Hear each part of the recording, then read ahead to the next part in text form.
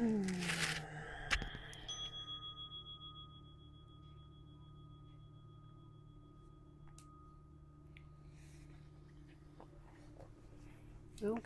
I'm just dropping in. Today is Sunday night, October 5th, 2025.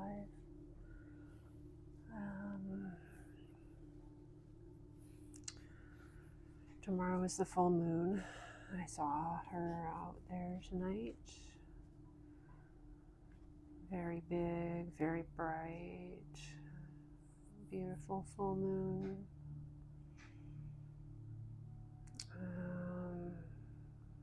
Full moon in Aries.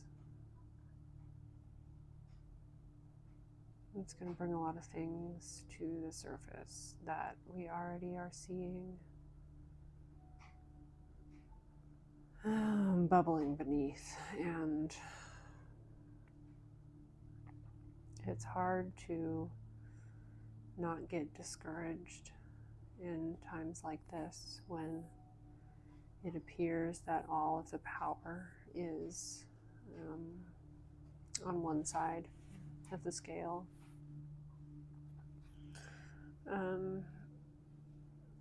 But things can change very quickly. And we know that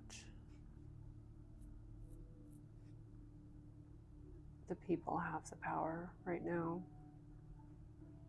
We know that the fascists are scrambling. They're incompetent. They're ridiculous. And we will be victorious in the end. We have to believe that.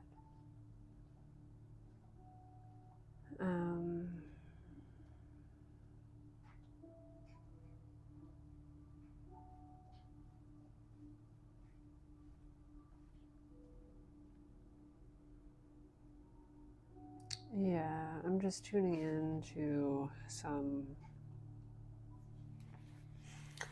energy that's floating around in my field. There's this notion that whatever you like, whatever you see is a reflection of yourself. So if you see it out in the world, that means that it exists within you.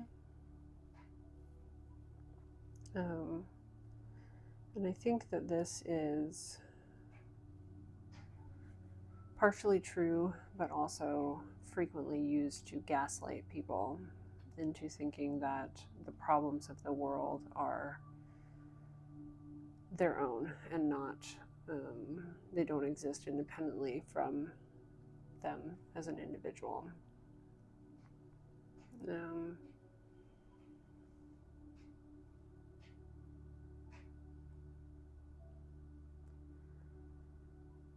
And like I said, there's some truth to it. There is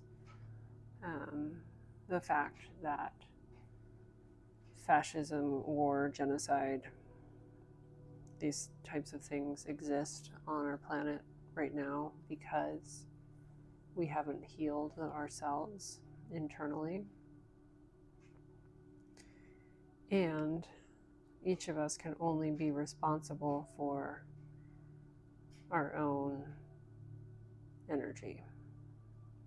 So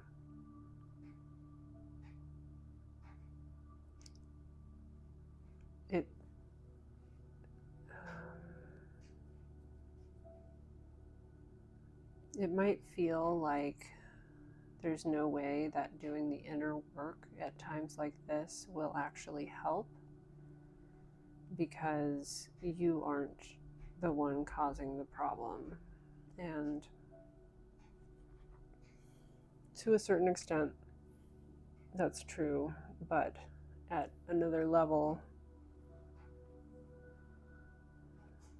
we have to believe that enough of us are healed and are truly free from internal and external racism and other forms of trauma and subjugation, then eventually the world will heal as well. And that the world cannot heal unless enough of us do this inner work. And it can be lonely out here on the forefront of people who are the intersection of spiritually awakened and politically active.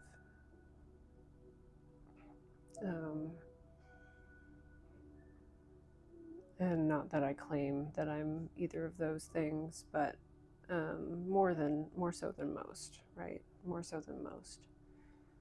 No Greta Thunberg over here, but you know,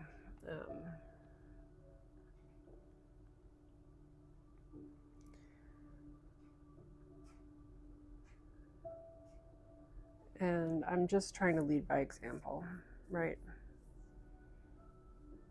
And that example is being so deeply rooted in your own knowledge and having dedicated a large portion of my life to really examining and integrating these shadows of my own.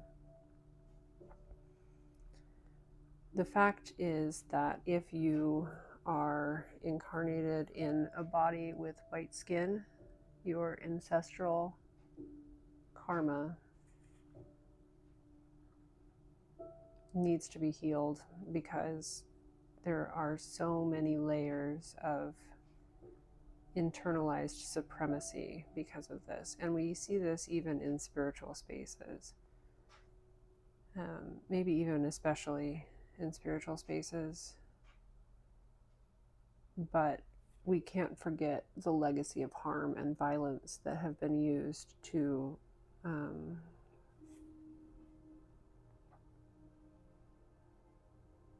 perpetuate our bloodline, right? All of the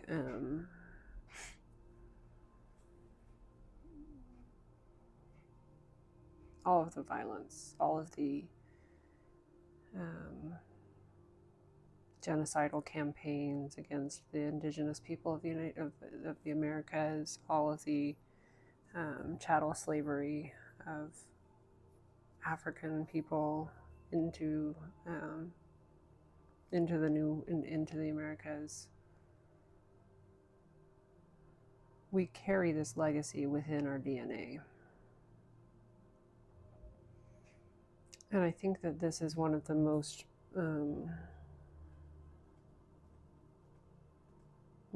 potent things, like frequencies that we can, one of the most potent uses of a tool like the Gene Keys, which is a very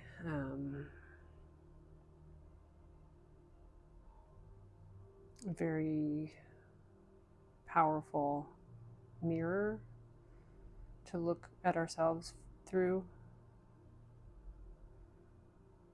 by illuminating each of our prime shadows and the ways that we have weaponized our own traumas.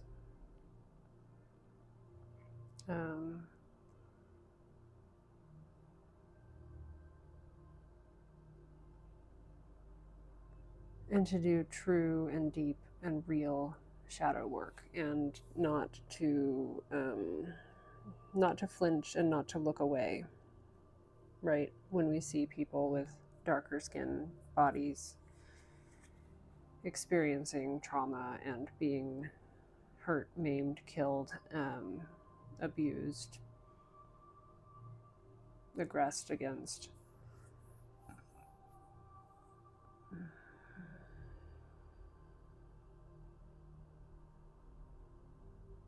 I'm just feeling into this message as it lands in my body. And so I'm reminded of, again, of the 3 layers of contemplation of the Gene Keys. And I think that this teaching is actually from the book, The Art of Contemplation. It's not in the Gene Keys source text, but it's from Richard Rudd, the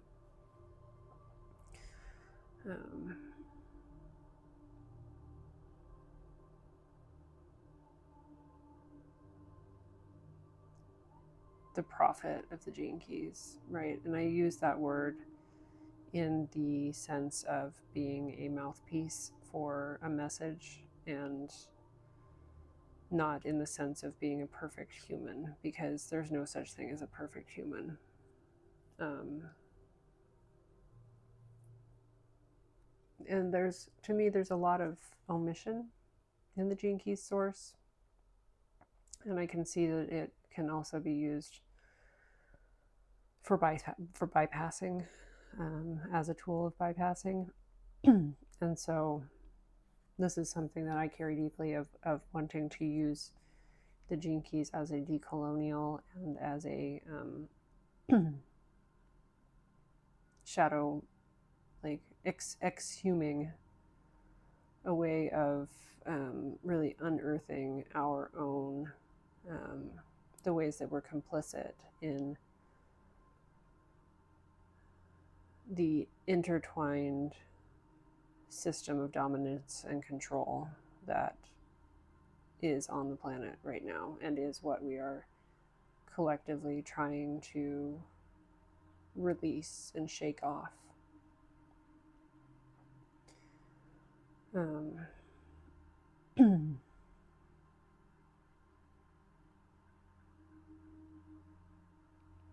I think the last few days, so many things have come to light, from in my own perspective, of how all of these systems are so intertwined, interlinked.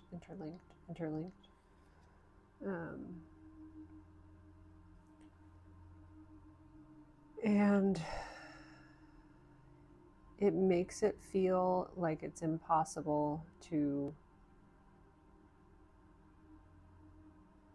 overcome, but the truth is, actually, because they are all so interlinked, if we just remove a linchpin, the whole thing will come tumbling down.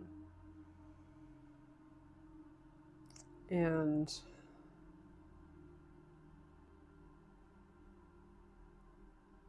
I think that we're closer than we think to getting to that linchpin. And I'm not going to say what I think it is, because I don't want to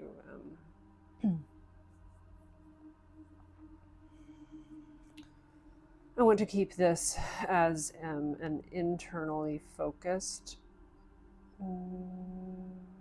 message and transmission, because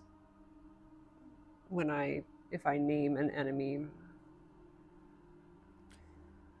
others will focus on that enemy rather than focusing on the work that needs to be done within themselves first, before we can quote unquote defeat a quote unquote enemy, right? So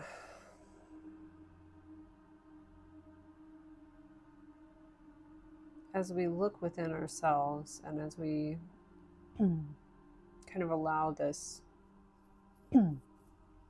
this 3-phased process of contemplation, and I guess I didn't explain what that is right now. So the 3 layers of contemplation are the mental layer, where it's just an idea, it's words in your mind or pictures in your mind, these things that just like impressions upon your senses, and thoughts that are replayed through your head as you think about it, grasping the concepts, understanding it. the mental layer of contemplation is the first layer. And after that, we have to, the message, as you step away from the thinking mind and you allow the meditative mind to take over, the emotional layer of contemplation starts to come through. And this is where the feelings and the chemicals and the frequencies associated with the emotions will come up. So as I say something along the lines of all white people are complicit in perpetuating the racist system of capitalism, what comes up for you, right? You can first, those words have to come through your ears, or you have to read them. And this idea of all white people are on some level complicit in perpetuating the racist systems of capitalism. You have to understand what each of those words means individually, right, in order to get the idea. So there's one barrier. And then there is the emotional layer, which is immediately a defensive trigger that comes up. And this is where I think most people are stopped, are prevented from proceeding any further, because they hear that and they say, no, not me, I couldn't, and they get defensive about it, and they immediately put up these shields and won't even engage in it, because it stirs something too deeply in their emotional limbic brain.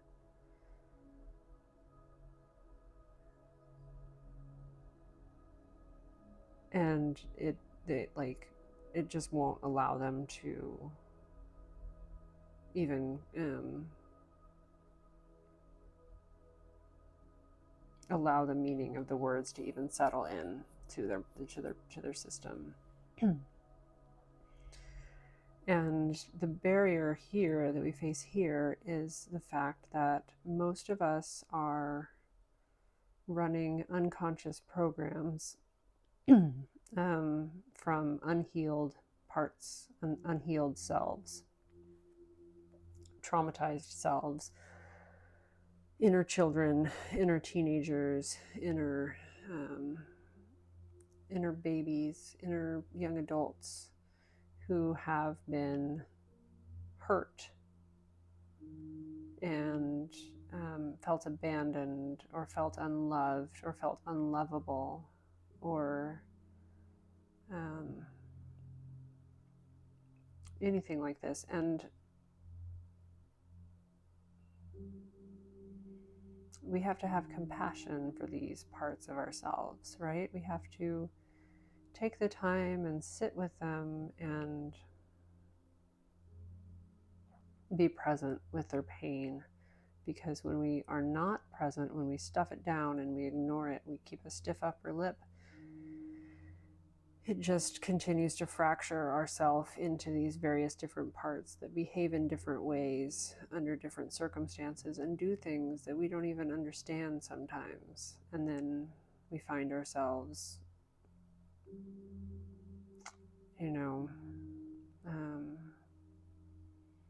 looking the other way when a police officer stops a black person leaving a store, even though we saw them just check out, or turn a blind eye to immigration showing up at the Home Depot parking lot. or, we convince ourselves that these are not our problem. And often it's not that we don't want to intervene, it's not that we don't want to be a bigger person, be a better example for our children of justice and doing the right thing. It's fear. It's fear that what we see being done to that person could then be done to us. And that's not unfounded, right? It's a real fear. But that fear is based on the illusion of separateness. It's based on the illusion that I am a different entity, that I am a different being than you are. It's based on the completely false notion that it's okay to harm somebody else because that doesn't harm me.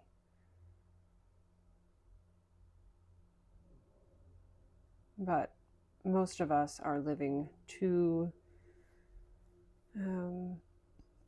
shallowly within our own systems to have experienced these deep truths of the unity of all of us. And that's by design. That's by design.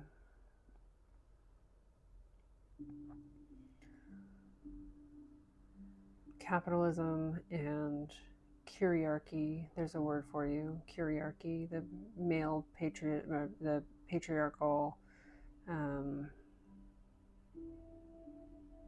hegemony of Christianity. All of these systems thrive on a fractured and fragmented populace, a body of people who are fragmented and don't live in community and have limited access to each other. The nuclear family was an invention of the Romans. This idea that one man, one woman, and their children live in a house without generations and siblings and cousins and aunts and uncles and friends sharing a table, living in community. We've been divided and conquered, right? We've been cut off from our support networks, and we've been cut off from each other and ourselves.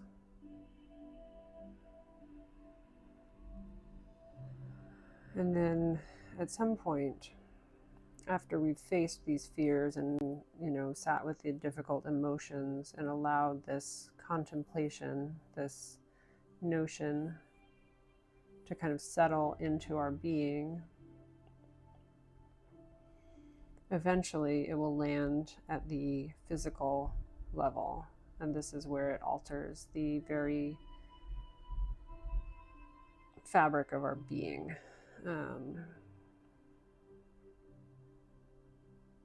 And where it changes our behavior, and we embody the ideal that the contemplation was, that the contemplation unlocked, right? So with the example that we set out with of all white people are inherently complicit in perpetuating the injustices of a racially segregated and discriminatory capitalist system, when we have allowed ourselves to accept, and embrace this statement as truth, examined the ways that we feel resistance to it, and then examined the places in our lives where we have noticed this and seen evidence of this in our own lives, and we know that we have. we can embody it as a call to action rather than feeling defensive by it or choosing to stuff it under the rug and continue to sweep it away. We vow to do better, right? We still accept it. We still allow, accept, and embrace this notion in our bodies. We don't deny it, but we strive to do whatever we can to do better every time, every day. We choose, when we make conscious choices, we choose to make conscious choices from a place of justice, from a place of striving for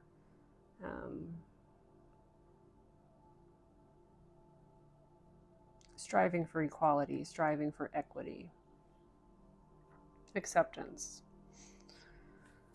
And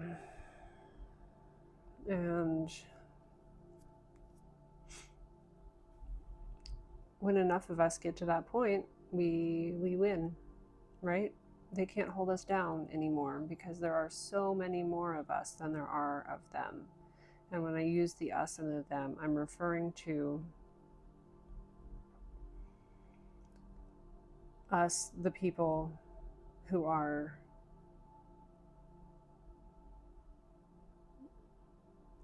everyday people, right? Working class, trying to get by. We have mortgages, we pay rent. We have, we have car notes, we have, we pay taxes. We worry about where we're going to send our kids to school, right? These are, I'm not talking about how you voted, though, of course, there's a layer of that, but I'm talking about all of the people of the planet. And then when I say them, I'm referring to a very small, very, very vanishingly small number of humans who are causing, who are actively choosing to make things worse, right? And I could name them, but that's not going to do any good, right? You know who I'm talking about.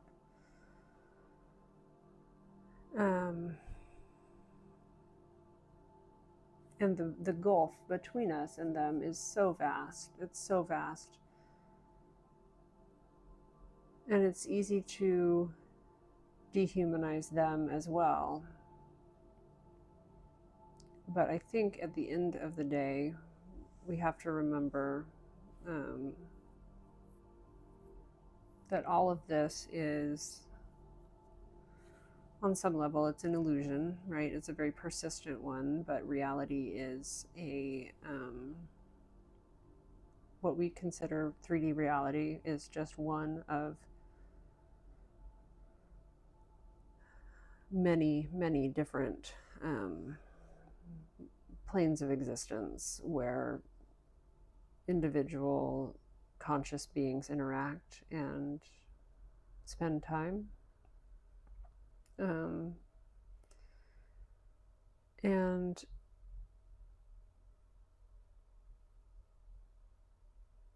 we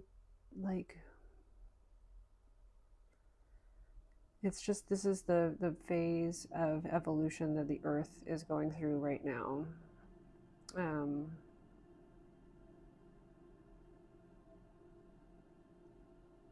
It's the logical conclusion of the Roman Empire. I think I said that last night. I think that came out. We've really just taken this concept of dominance and control as far as it can possibly go. And it's burning itself out. I have to believe this. I have to believe that it's burning itself out, because if I don't, then it makes me want to give up. So we can take a little tangent here on whether how there's, most people frequently like to judge beliefs based on whether or not they're true, and there's a more useful metric, and that is whether or not the belief is helpful. If it's helpful to me to believe this, then it's a good belief, right?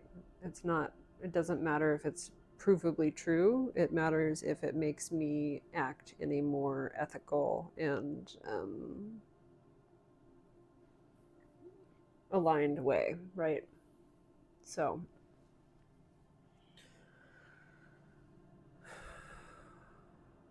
when we're talking about us versus them, right? The people versus the powerful.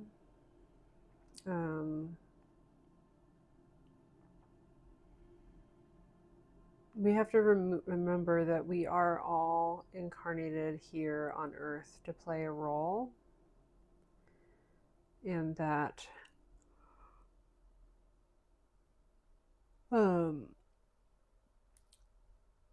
at a certain level, the people playing those roles, or the spirits, the souls embodied into those roles, are taking on such a huge karmic debt by their actions,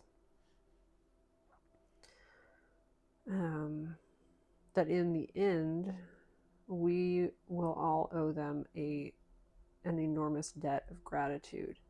And I know that sounds bizarre and counterintuitive to say, but until we all face this internal struggle, this internal division between dominance and control, and cooperation and care, we need this. We need these stories to be playing out in the outer world, so that each of us can have the opportunity to make the decisions and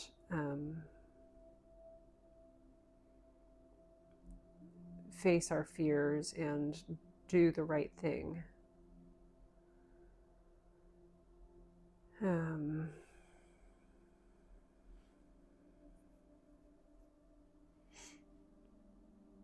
And I think that this is actually, I had this realization the other night that this is what the Antichrist represents. And I know that that's such a loaded word, right? But I want you to forget what you know about that word.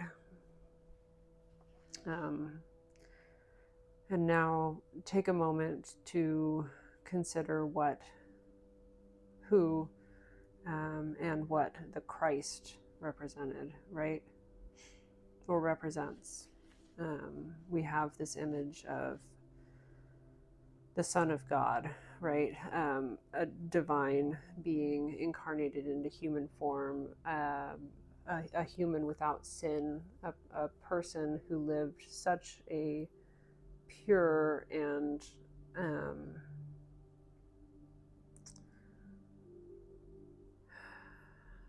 such a person who just vibrated at this level far above what anybody else where anybody else was, and just left this trail of inspiration everywhere that he went, right? So much so that 2,000 years later, people still are talking about this one person, right?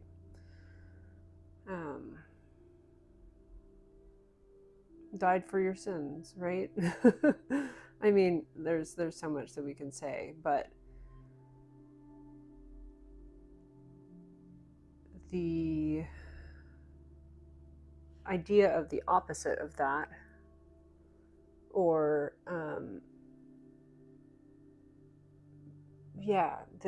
the opposite, right? The Antichrist, the thing that would be the exact polar, like, because everything has polarity, right? And all poles, all opposites are part of the same spectrum. And so when we look at these people, these humans who are doing so many horrible things and leading such terrible lives, leaving trails of destruction behind them at every turn, um, like have never done a good thing in their entire life, right? And yet they're embodying the worst of all of us, right? This, and right now I'm kind of talking about one particular person, and you know who it is, and I'm not going to dignify his name with voicing it, but he wouldn't have come to prominence if we collectively didn't have this shadow deep within ourselves. And so, and this kind of goes to the Buddhist practice of metta, right? Of like equanimity and forgiveness, and until each of us collectively, and I know this is where I'm going way out on a limb, okay? So I know, right? This may be challenging, but until each one of us can first sit with the depths of all of the horrors and all of the atrocities that have been committed in the name of this person, or any other person who kind of shares the same characteristics throughout history, right? Any of the dictator, you know archetype, until we can sit with the depth of the atrocities that each of these individuals have committed throughout history, and extend to them loving kindness and forgiveness. When we can do that, that's when we heal the planet.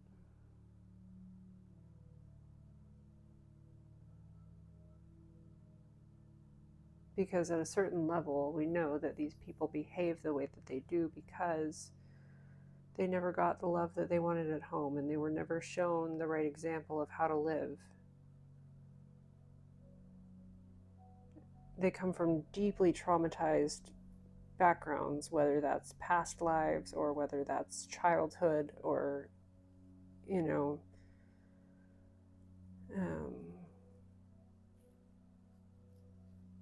and so if we can say, I see you, I see the harm that you have done, not that I don't hold you accountable for it, but we collectively hold you accountable and forgive you. Like, that's going to be the really hard work, right? Because if we just turn the tables over and flip the script and put these people into prison and torture them and murder that people in their name, in commit retribution of violence, that just turns the wheel of samsara, right? That just completes another revolution.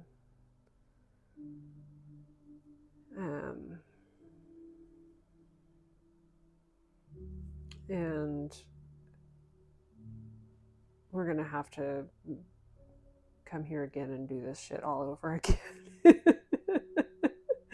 I don't know about you, but I'm like, Earth is great and all, but it could be so much better, right? could be so much better if we could actually fucking enjoy this planet, if we could actually like live in harmony with the trees and the mountains and the oceans and the whales and the beautiful diversity of life that has lived on this planet. It might not be there for much longer if things keep going the way they do. Like, wouldn't that be so much better if we just had to keep perpetuating these cycles of violence and retribution upon each other? And this is the thing that I think a lot of white people, frankly, cannot wrap their heads around. And the reason that white supremacy is so difficult to unlearn and so difficult to unravel is because we collectively are so caught up in this idea that if we take the boot off of the neck of the people of color around us who we have done atrocious things to over the course of the last 500 years,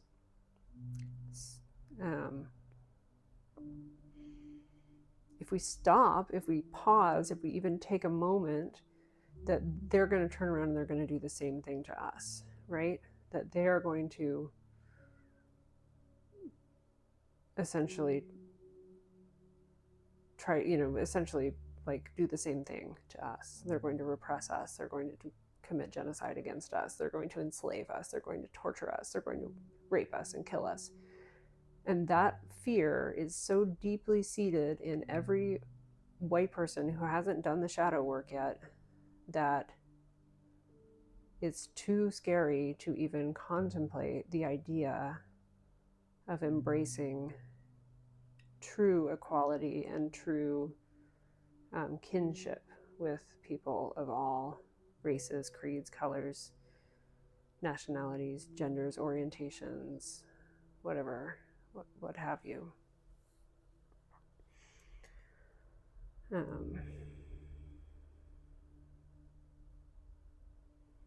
But that's the thing, is that that's not going to happen. That's not what Indigenous people want.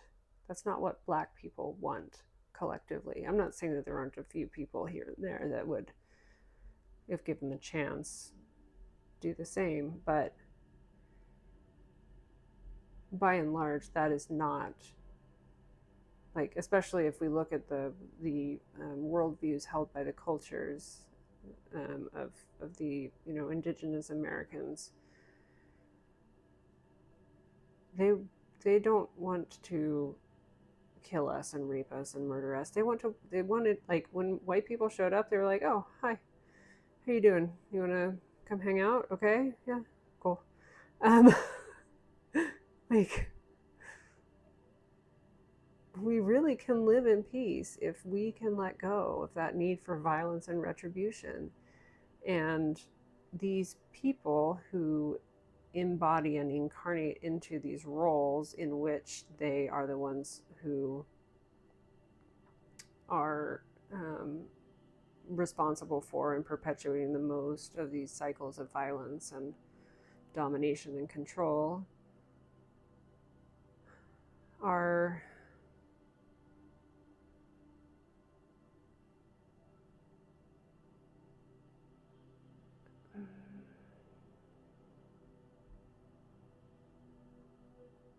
also a part of ourselves, and we really have to accept that before we can heal.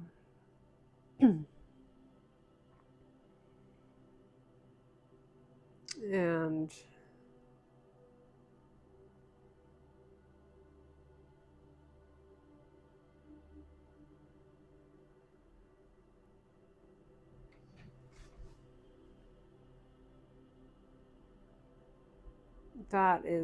that's a contemplation that is going to have to make its way through the mental plane, the emotional plane, and then land in the physical plane. But when it does, you realize that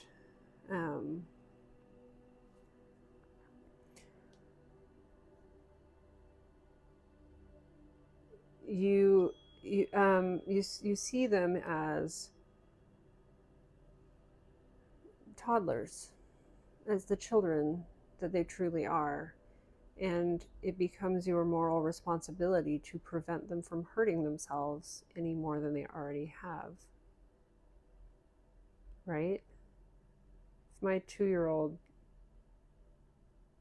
like, I mean, anybody who's parented ever knows how, like, at 2 she's getting better, but like at 1, at like 1.5, like these kids are just always trying to hurt themselves. They're always trying to do stupid shit, and I mean that doesn't really go away.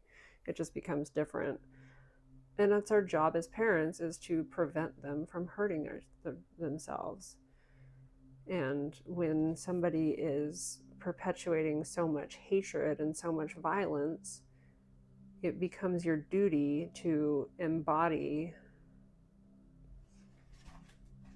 the resistance to that as much as you can, while also carrying a deep equanimity and a deep love for the child, right?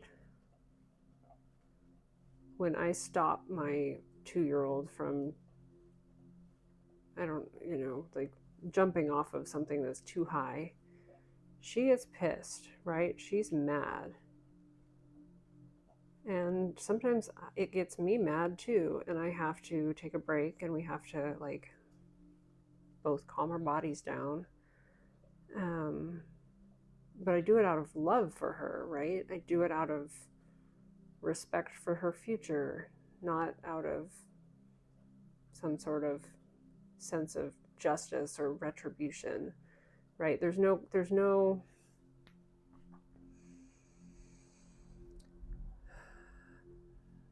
I'm not looking to I'm not looking to create revenge upon my child for doing something stupid and hurting herself or trying to hurt herself, right? And for that same reason, I should not be looking to enact revenge upon anybody in the, like, any of these people in power who are acting in horrible, horrible ways, because they are just fucking toddlers who just happened to stumble into massive amounts of power based on their position at birth, and a sense of massive entitlement that got them very far. We need to stop them out of love, not out of anger or revenge. And when we can do the inner work to heal the inner parts of ourselves that feel the need to do that retribution, to enact justice upon them, and and breaking the cycle, right? We have to break the cycle.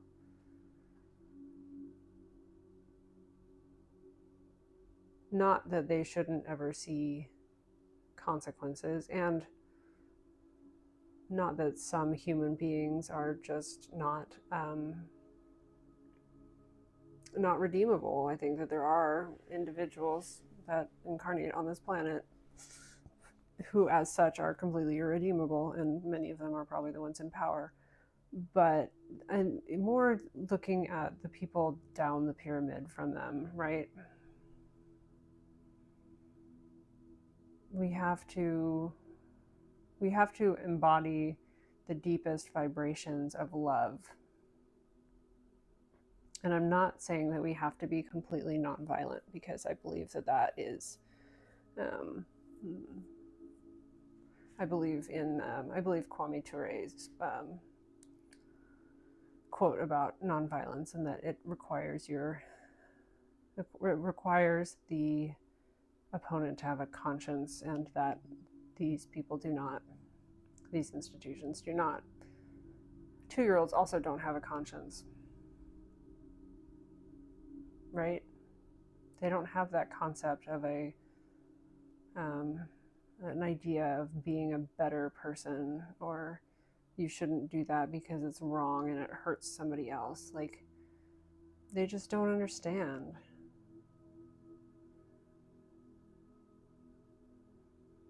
So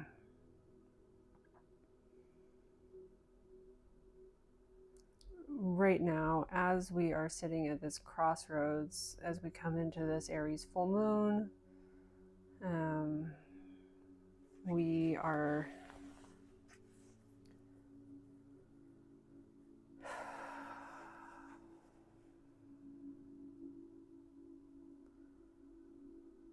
each of us are going to be met with a choice that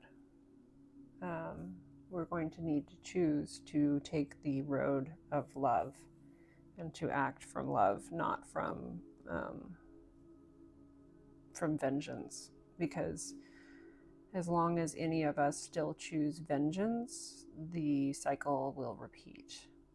Not that violence cannot be enacted out of love, but it's greatly diminished, right? It becomes more like surgery and less like destruction.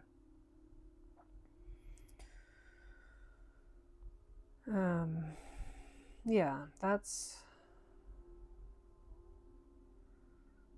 what I want to say for tonight. I think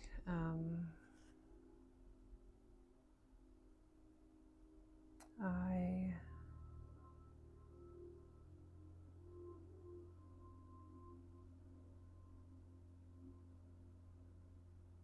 just checking in to see if there's anything else that needs to be voiced.